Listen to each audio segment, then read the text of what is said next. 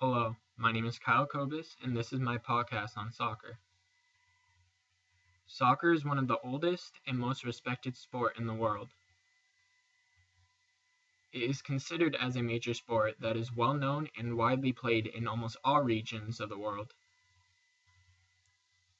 It is a fast-paced game played by men, women, and kids. Soccer may seem simple, but it requires strategy and technique. One of the best professional soccer players in the world is Cristiano Ronaldo. He is Portuguese and his position is forward. Cristiano was born on February 5, 1985, and he is 29 years old. He was raised in a small town called Santo Antonio in Portugal. As of right now, Cristiano is preparing for the upcoming World Cup in Brazil. During his 2012 to 2013 season with Real Madrid, he scored 55 goals in 55 games. Cristiano was also the top goal scorer of the Champions League with 12 goals.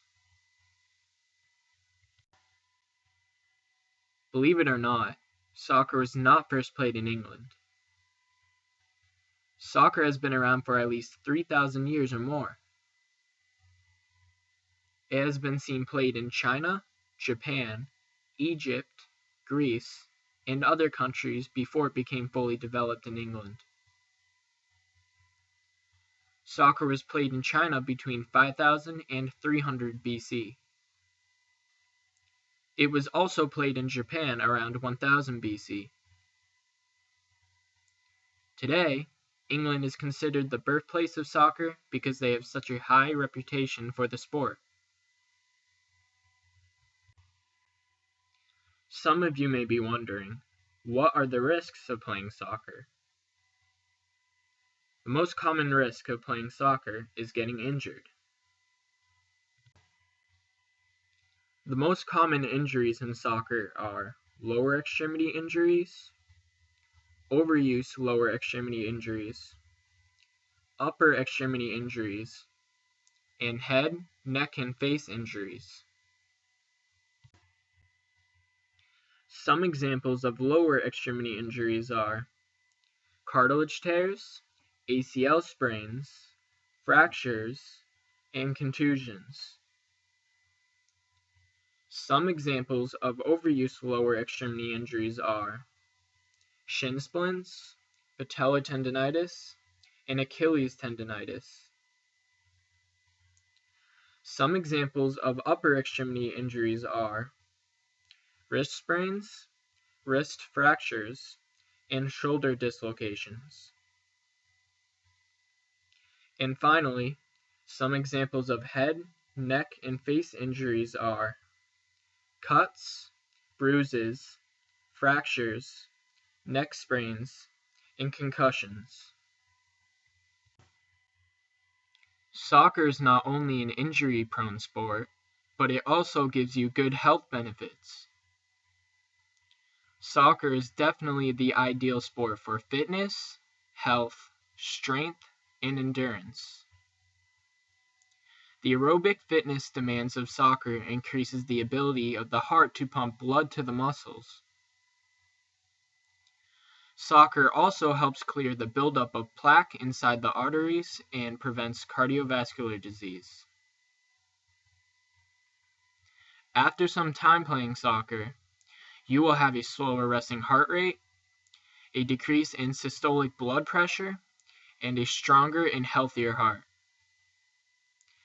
This results in an improvement of your cardio.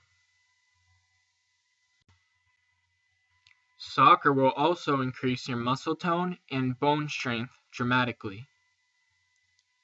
The constant movement of playing soccer keeps the muscles engaged over long periods of time, which improves overall muscle tone. The repeated weight-bearing loads on the body when playing soccer increases the strength of our skeletal frame, which slows down the degradation of bone density. After playing many soccer games, you will see a huge improvement in your endurance. The variety of motions in a soccer game, such as running, walking, sprinting, and jumping, increases your aerobic capacity, which allows you to run farther for a longer period of time. Soccer also improves your hand-eye coordination when you kick the ball or receive a pass from someone. Soccer improves your body coordination because of the complex movements such as dribbling, turning, and passing. These movements that are performed at varying rates of speed and direction help your reaction time. Soccer may seem like a simple sport, but it can be very complex. There are a lot of strategies in the game of soccer. First, there are offensive strategies. One simple offensive strategy is passing and moving with the ball. Never stand still and watch the ball. Always move with the player that has the ball. You want to stay open to provide a passing lane for your teammate that has the ball. If you have the ball, pass it to an open teammate and then move quickly to another open area closer to the goal. This will eventually break down the defense if you continue to do this. Another offensive strategy is to switch the attack. This is a long pass to another space of the field that has no or less defenders. You can either pass the ball forward or backwards. By doing this, the offense has a chance to regroup and create a new attack on goal. If these strategies are working and your team is winning, you and your teammates might want to play possession ball. This is when you try to keep the ball away from the other team for a long period of time. You want to try to pass the ball backwards side to side, which will cause the other team to chase the ball and get tired. This will slow down the game and make it easy if you do it right. Finally, there are defensive strategies. A strong defense is essential to winning any soccer game. When you're on defense, you want to form walls of defense against the offense. Players should be marking the offensive players, and some should always remain between the ball and the goal. You should always force the player with the ball towards the sidelines. This can be done by playing the right angle and turning the body. If you do it the right way, the offensive player should lose the ball over the sideline and it will be returned back to you. If you follow these basic defensive strategies, your defense should be solid. I hosted an interview with my past soccer coach, Brad Pelletier. My first question was, do you need to take classes to become a high school soccer coach? Brad said, to become a coach, you need to have some knowledge about soccer. Having some experience with soccer would help too. Brad is also a soccer referee. So my next question was, do you need to take classes to become a soccer referee? Brad said, to become a referee, you need to take an 8-hour class.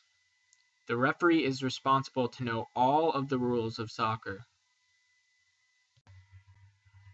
My final question was, do soccer coaches and referees get paid? Brad said, soccer coaches and referees get paid very little. That is why I have a teaching job at Monty Tech. At the end of the interview, Brad said, I do not coach or referee for the extra money. I do it because I enjoy it. Although soccer is respected in most countries in the world, it is trying to earn its respect in a few other countries, such as Canada and the United States. Soccer is played in these countries, but less than other parts of the world, such as Europe. In Canada and the United States, soccer is considered the sport that is under development. Why is it like this? Who knows? Maybe it's because the people in these countries find soccer too simple, but in reality it's not. One day, soccer will be very popular in Canada and the United States, just like in Europe.